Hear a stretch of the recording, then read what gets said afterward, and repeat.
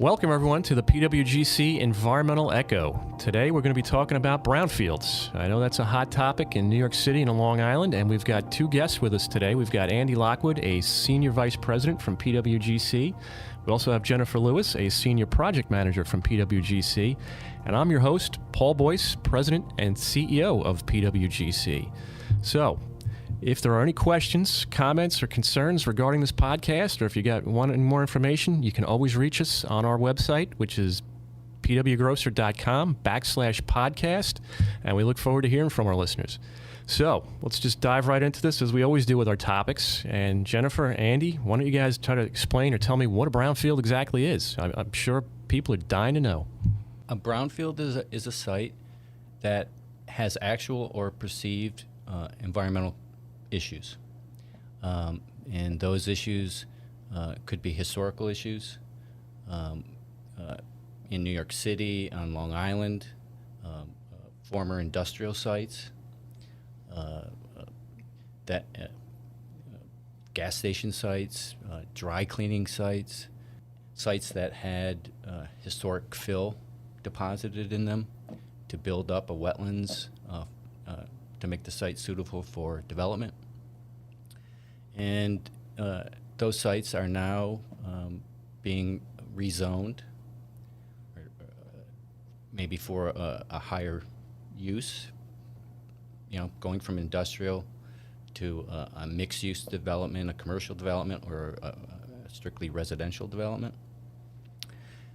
And developers are somewhat reluctant sometimes to take on that site because of those issues. And so in New York State, the DEC has, in order to incentivize the development of those properties, developed a program, a New York State Brownfield Cleanup Program. The BCP. BCP. Can you guys describe what that is? Who's eligible? How do you get into the program? What's available to people that are looking to clean up a site and redevelop it? The Brownfield Cleanup Program is administered by the New York State Department of Environmental Conservation, the DEC, and they work in conjunction with the New York State Department of Health, because overall the most important thing that we care about is the health of people that are going to be living on these properties. So the fundamentals of the program include the investigation of the property in terms of what contamination may exist at the site. Jennifer, who is eligible for this BCP, this Brownfields Cleanup Program? It's actually easier to discuss who is not eligible for the program. In New York State, you cannot be a Class 1 or a Class 2 inactive hazardous waste site. You cannot have an active order on consent on the site. Generally, other than that, you are eligible for the Brownfield Cleanup Program as long as you have a certain level of contamination at the site. So what qualifies as that minimum level of contamination? That will actually depend on what is the intended use of the property or the perceived intended use of the property. All right. For instance, we deal with a lot of developers that like to go in maybe some mixed use. They may have some, commercial businesses on a first floor or two, and then if it's a high-rise, they may have a few stories of residential. What would that be? So in that case, they'd have to meet the strictest use of the property, which would be the residential. So they'd want to meet the restricted residential soil cleanup objectives. And that actually brings back another point, is that you have to show contamination on your site that originated from your site. It cannot be contamination migrating from a neighboring site. Briefly, how do you guys go about demonstrating that? What's the key to saying, okay, this happened here, as opposed to it came from one of my neighbors or somebody further away? So we start off with a phase 1 site investigation that lets us go into the history of the property, and we can identify potential sources of contamination and where those sources may exist in the property. Then we do the phase 2 investigation, which is a more intrusive study. It involves collecting soil, groundwater, or soil vapor samples, and we analyze those samples for a specific list of compounds, and then we compare them to the state standards to identify if there is actually contamination that exists on the site and that originates from the site. Usually we can tell if it originates from the site if we find it in the soil samples above the water table. The reason why we look for it above the water table is that contamination may migrate on the water table from a nearby site. So if you just find it in the groundwater or you just find it in the soil vapor, you're not 100% sure it's your issue. Interesting. So, in my mind, and I'm sure in others, undertaking an endeavor like this to clean up a property that you didn't make the mess, right? It's going to cost some money. So, what incentives are there available to people who go into this program, to get them in, to attract them, to want to do something like this, to do something that's beneficial, to redevelop, Obviously, the benefits from an economic standpoint or a housing standpoint, but what about to the guy that's, guy or gal that's going to undertake this project? What kind of incentives are out there? Let's talk about first the two different types of participants. There's a volunteer, and then there's a participant, correct? The participant, they own the program when the environmental and cause the environmental So they own condition. the property. Right. The original property owner. But Okay. in New York State, since they did away with the voluntary cleanup program, a PRP, a primary responsible party, only has the BCP program or a Class 1 or Class 2 inactive hazardous waste site program to get into, and to go through a regulated program to get to the end point where you get some type of notice of completion or notice of satisfaction that your environmental issue has been taken care of. So then the volunteer. So the volunteer is someone that maybe just purchased the property recently, went through their due diligence, did a phase 1, phase 2, in order to complete the property transaction, which is pretty standard in New York State nowadays. And knows that there's some environmental concern, but they didn't cause it. Now they're eligible for the BCP program as a volunteer. And as a volunteer, you can get both the tax credits and the liability protection that the program offers. So tax credits, to me, that's incentive, right? That is the largest incentive that most people think of when they think of the Brownfield Cleanup All Program. right. Yeah, they're not asking us about the liability protection. It's how much money can I get, Jennifer? Yes. Right. So it's my understanding that there's different types of tax credits, right? And two of them that come to mind are the site prep credit and the tangible property credit. Jennifer, can you explain the difference between those two types of tax credits for a volunteer? Sure. So the site prep credit should be considered, it's also called the remediation credit. It is all of the costs that go into actually remediating the property. And that is more than just the cost of disposing of soil or doing some type of treatment. That also includes your legal fees, your environmental consultant fees, your engineering fees, your supportive excavation fees. You have to be able to do this work safely. You can't undermine your neighboring building just to remediate your site. There's several other things that can, fencing can go into the remediation credit, whatever it takes to actually remediate your site in a safe manner. All your contaminated soil transport and disposal. Yes. The actual investigation of the site. Once you enter the program, that's when the clock starts, or that's when the ticker starts going on what you can receive credit on. Is there a limit or a maximum, or is there a cap on how much is creditable, if that's the right term?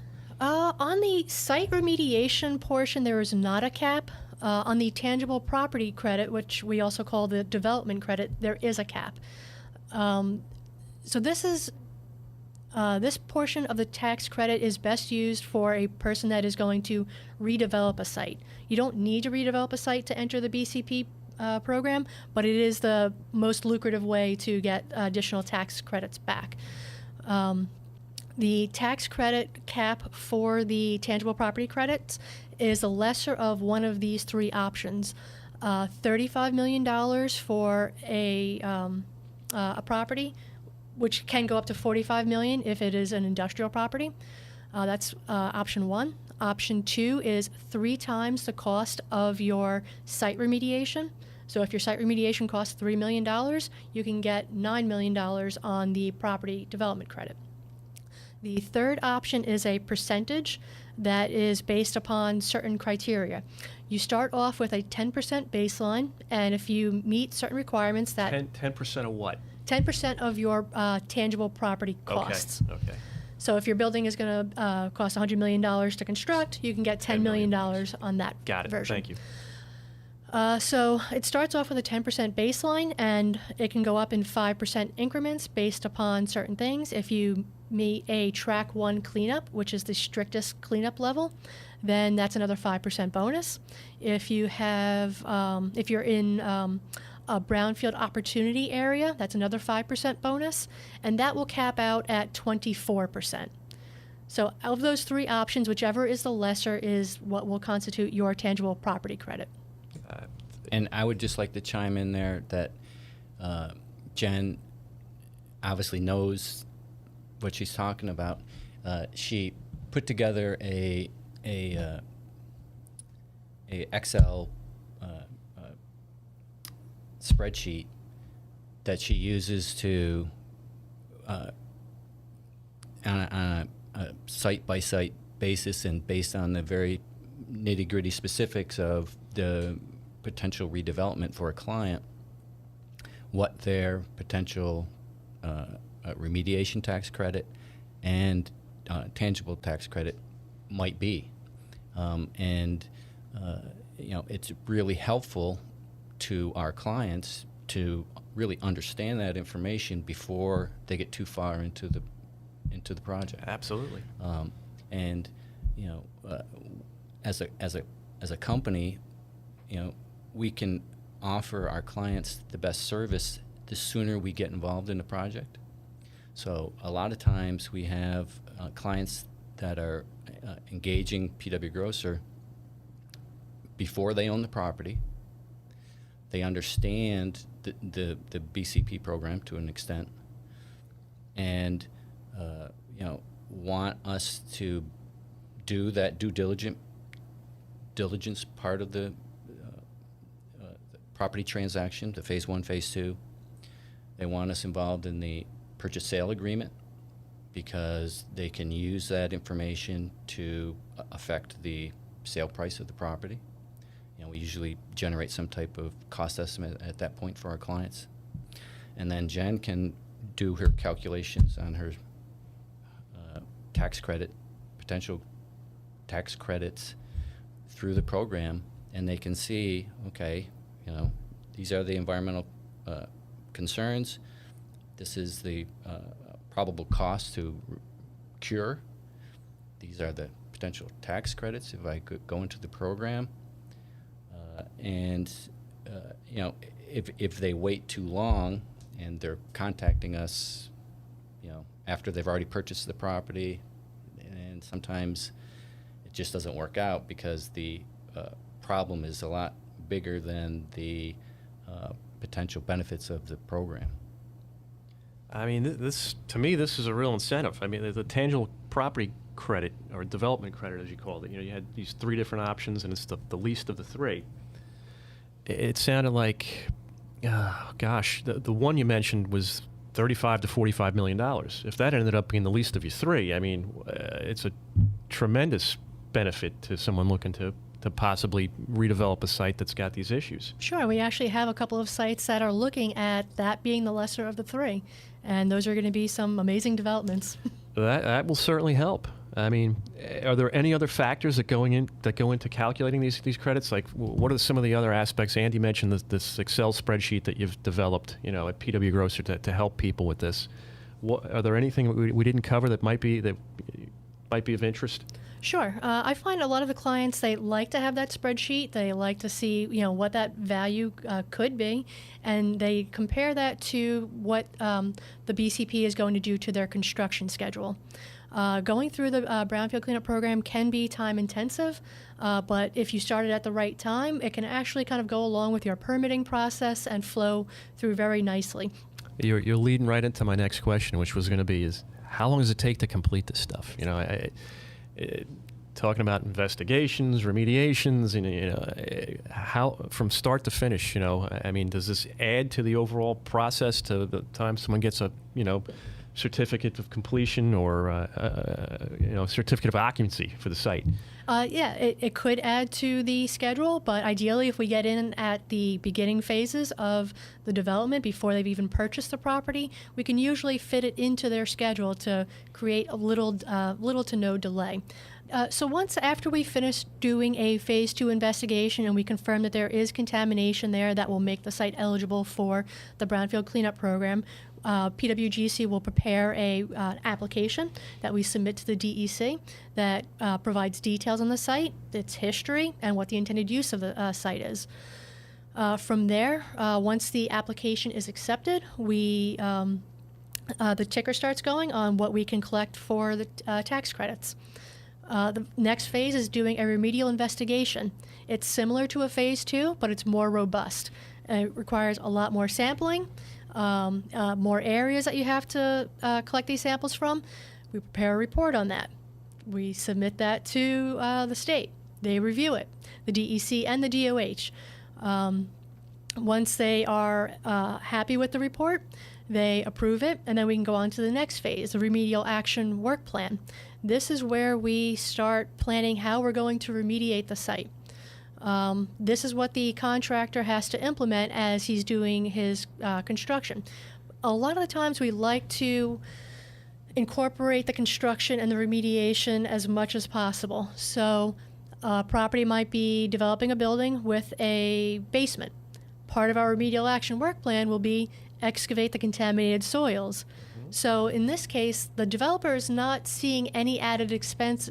For the most part, they're not seeing any added expenses that they weren't going to incur anyway.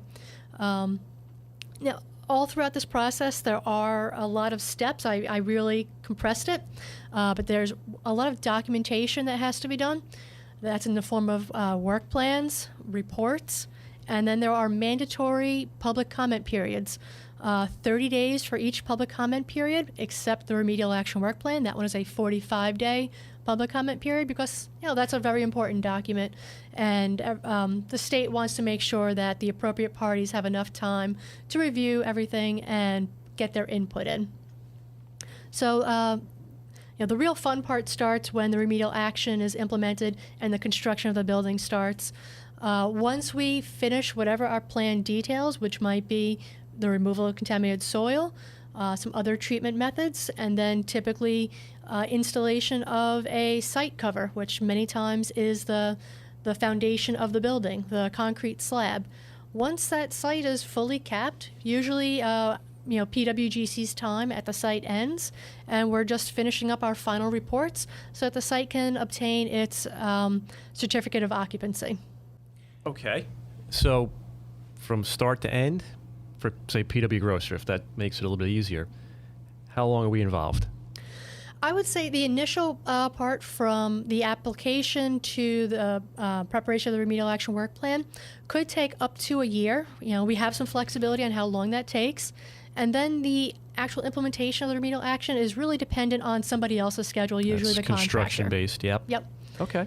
And then once our final elements are in the ground or whatever our plan calls for, we can usually be finished very quickly thereafter. Another term that I often hear associated with BCP or brownfields is an end zone. What is an end zone? Can you guys explain that to our listeners? Sure. So let me first explain why an end zone is important. Sure. Throughout New York State, any site originally could enter the BCP program without facing certain criteria. In 2015 or so, the program was reworked to make it there was too much incentive already in New York City for property development, so they realized they didn't always need the brownfield cleanup program to further that incentive. So what they did was they changed the program so that any city with a population of 1 million people or more, which in New York is only New York City, would have to face one of 3 criteria or gateways to get into the program. One gateway is the end zones. Another gateway is if the property is underutilized or underwater. It means the remediation cost will cost more than the property is worth. And the third gateway is if they're using affordable housing for the property. So an end zone is it's set by the Department of Labor in New York State. It's a census tract, and it looks at poverty levels and unemployment levels in that census tract. And if that meets certain criteria, it's deemed an end zone. So it's an economically disadvantaged area. Throughout New York City, there are end zones in all 5 boroughs. The Bronx does have the majority of the end zones, but you can find them even in Manhattan and Upper Manhattan. Interesting. Oh, and I'm sorry. That will actually allow you to qualify for the tangible property credits in New York City. You can still enter the BCP in New York City without the tangible property credits.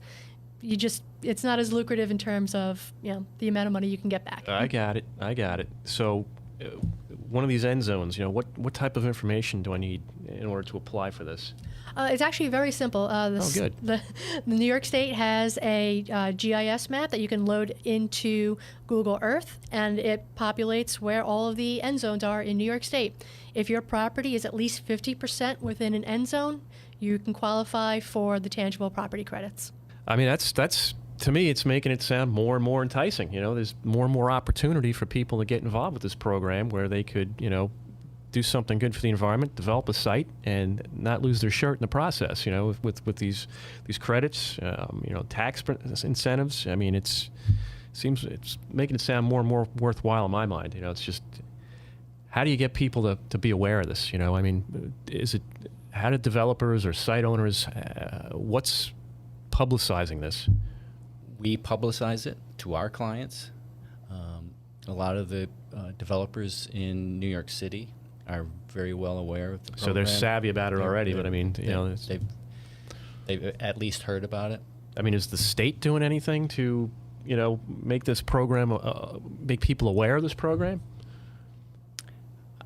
I don't know how to answer that one. They have it on their website, Paul. Yeah, I don't that's all I know know. how much outreach they're actually doing. I think it's really coming from the consultants, the attorneys, the people that are in the know. The construction industry. Yeah. So it's like you said, it's the people that already know about it that are just spreading the word and making sure it's being utilized. Yes. Got it. That does bring up a good question or follow-on point. When, in addition to an environmental consultant, a developer should have a good environmental attorney on their team.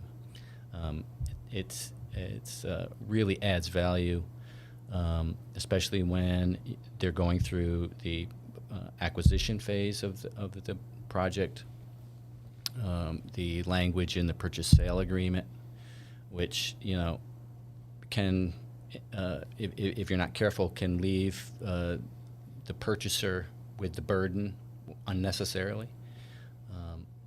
And in dealing with the DEC on the more legal related issues, the wording in the order on consents, and the legal issues at the back end where you might have an environmental easement on the property.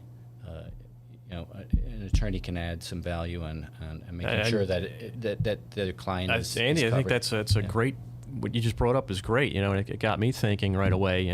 Besides the environmental consultant like PWGC or an attorney, are there any other key players that have to be part of this BCP, program for an owner to develop the site? Care to elaborate on that? Is there anyone else like environmental contractors, surveyors? People collecting borings, labs. Who else gets involved with this? There's a lot of parties that are involved in the Brownfield Cleanup Program. You actually just named quite a few of them. Didn't mean to steal your thunder, but I got my mind racing here. Actually, I'd like to bring up one specific group that a lot of people don't think of. It's the surrounding community. Part of the plan is you have to have a community participation plan.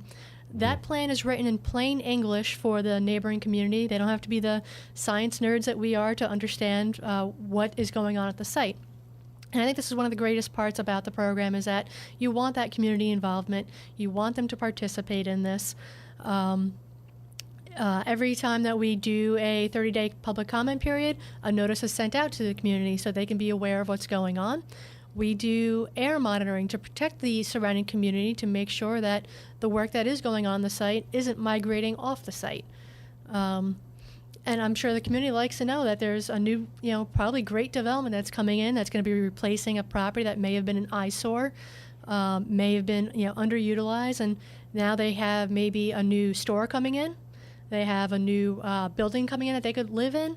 It could be new jobs, construction jobs for the construction of that property. Could be affordable housing. Affordable housing, yep. Permanent jobs for whatever's the new building, if it's a commercial or manufacturing property. There's a lot of great incentives there for the community itself to want that property to be redeveloped. I mean, you keep spurring more and more questions here, but not to take up our time all day and to keep it brief for our listeners, but it sounds like there's a lot of benefits here. A lot of people can benefit from this, and we did talk about the tax credits. Are there any other benefits just besides the financial incentive that come out of this? Yeah, I would say I've already touched on some of them. Removing the eyesore from the area. Yeah, a blight, sure. Cleaning up a property so that the future occupants are in a property that they know is safe. Either the site is cleaned up to a unrestricted use, which means it's cleaned up, basically completely, or there are engineering controls put on place to keep that property safe for the future occupants. Sometimes we can't get out all the contamination. It's the nature of the beast. So we put in controls that help continue to remediate or protect while the site's in use. So, again, spurring more questions. You mentioned we can't get all the contamination all the time. What dictates or mandates where we can stop? That depends on what our intended use of the property is. We do still want to meet that the cleanup objectives of that intended use. Sometimes we can't, and so we have to, there's 3 different tracks of remediation. Track 1 is the unrestricted use. That's the cleanest you can get. Track 2 is has specific site cleanup objectives: restricted residential, commercial, industrial.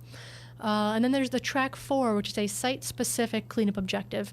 So the DEC and the DOH work together to come up with the cleanup objectives that site should meet, and that is going to be based upon the intended use of the property and what engineering controls or institutional controls are put in place. As Andy mentioned, one of those institutional controls is the environmental easement. That's a document that's going to follow that property if it ever gets sold, so that the new owners of the property know what has to continue to be enacted at the site to keep it safe.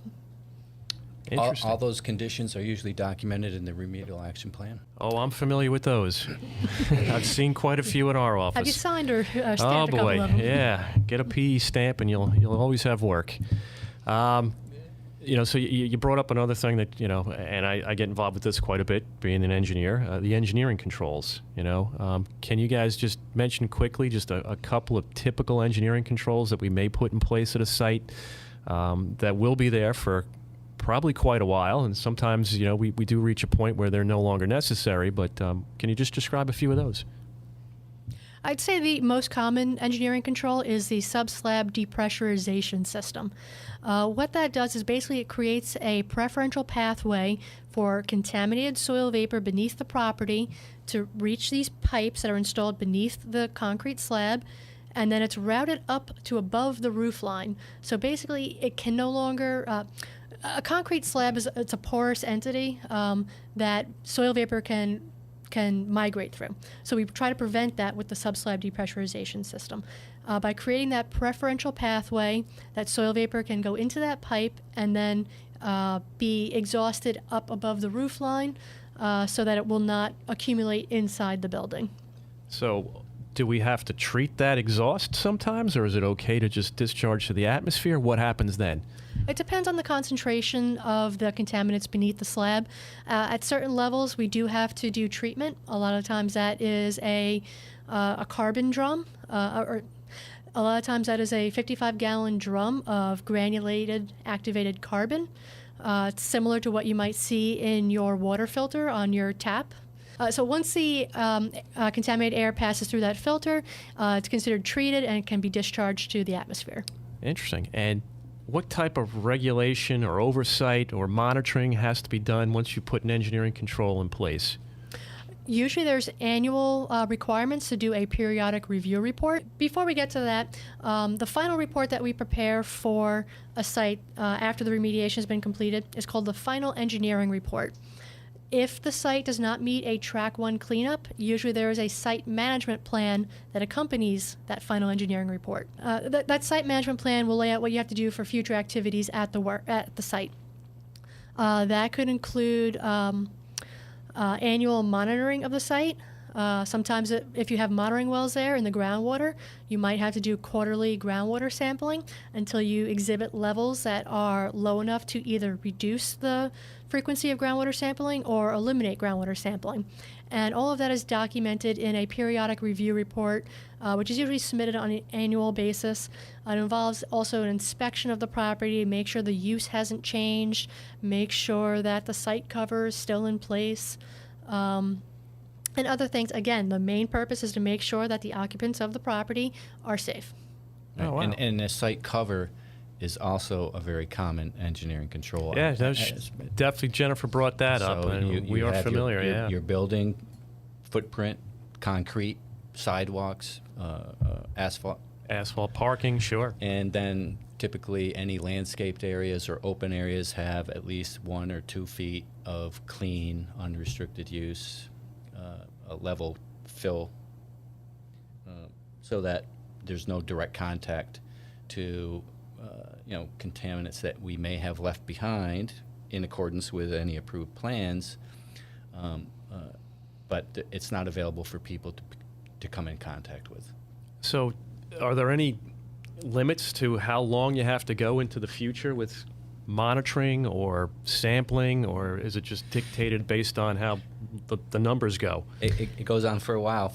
I just got off the phone with someone this morning complaining to me because he has to do another PRR. And PRR is what? A periodic review report. Thank you. Why do I have to do this every year, Andy? Why can't we stop doing it?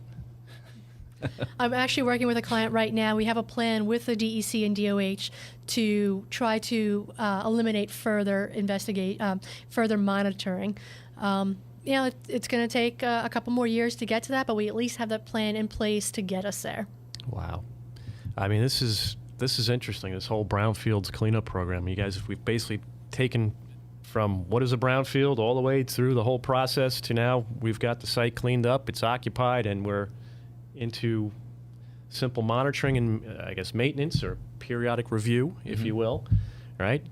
And that's essentially the end of it, right? At least as far as PWGC's involvement. I mean, the owners and operators have to continue to monitor and maintain and comply with the regulations, but it sure is an interesting process.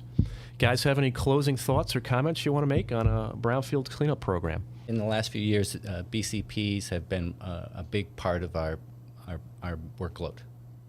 Sure have. It's part of our core business at this point. Absolutely. Probably, I'd say almost half our technical staff are one way or another involved with that type of work. So it is impressive. I'm glad to see that it's progressing in New York City. Do you guys see any movement out here on Long Island with it? I mean, obviously I can see the real strong benefits in New York City, but what about for Long Island? People don't consider the offsite liability. That's a huge benefit.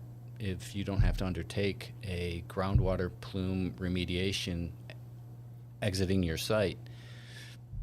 So we are seeing more and more of it on Long Island. And then I also would just like to throw in that there are some other similar type programs to the BCP program, specifically in New York City, that maybe we'll talk about in a future podcast. The New York City Office of Environmental Remediation e-designation program, which is very similar to a BCP program, has some liability protection benefits. There are some grants, I think, for some limited grants. I think the max you can get is about $50,000. Yeah. So there's no tangible tax credits associated with it, but it does get you through an approved program so that you can get a certificate of completion and construct. It's a little bit different than the BCP program. I don't want to get into it here, but maybe something we can talk about. Yeah, absolutely. It keeps spurring more and more thoughts for me. But I do want to thank you guys today for your time. Jennifer Lewis, one of our senior project managers, and Andy Lockwood, who is a senior vice president of our environmental unit. And I am Paul Boyce, again, the host, CEO and president of PWGC. Again, to our listeners, if you found anything here stimulating or you want to find out more about it, please reach out to us on our website, which again is pwgrosser.com/podcast. And we will have more on this topic with upcoming podcasts. And again, I thank everyone for their time.